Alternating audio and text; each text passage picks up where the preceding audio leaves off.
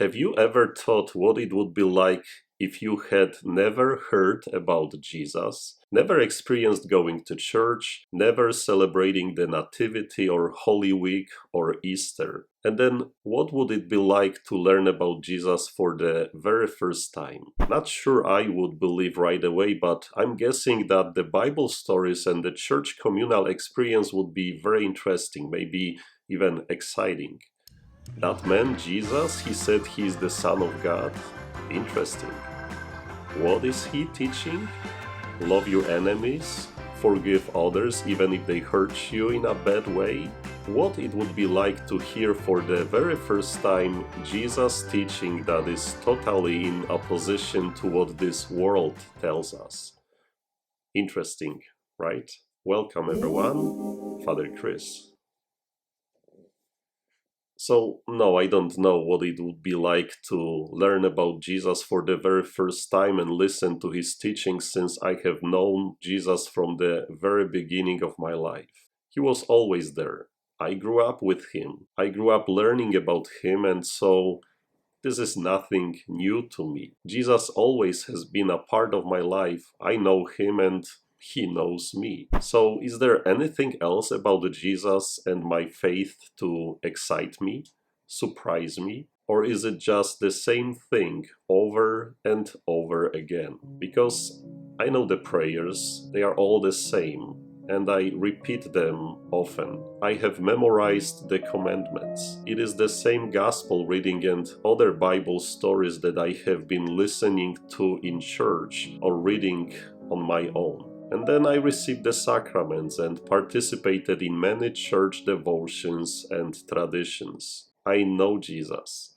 I grew up with him, or maybe he grew up with me. And so when I read the gospel for this Sunday, I discover that I am not much different than the people from Jesus' hometown who didn't accept him, only because they knew him too well, or at least they thought they knew him. And so when Jesus returns to his people and to his hometown, he must have been very excited to see those familiar faces. And of course he wants to share the good news with them. But what do?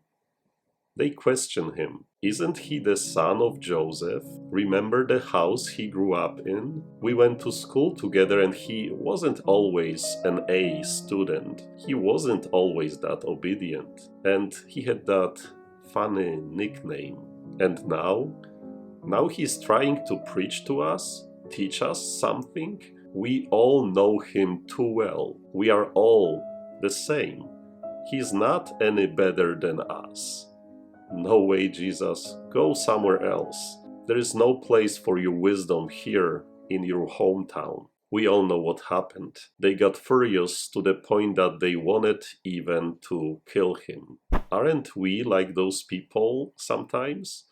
Especially when we complain that we need to go to church again and again. Why? Nothing new. The same Mass, the same readings and a long homily. Or we question our faith when things don't go the way we would like them to be.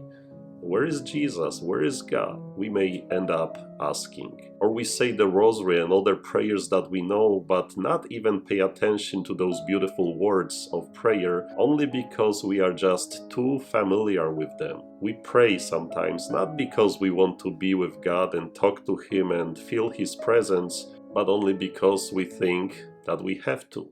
You see what I'm saying? We have to be careful not to reject Jesus and his good news only because we know him too well, only because we grew up with him. There's always that risk that our faith will not excite us anymore because we can't find anything new in it. Isn't he the son of Joseph?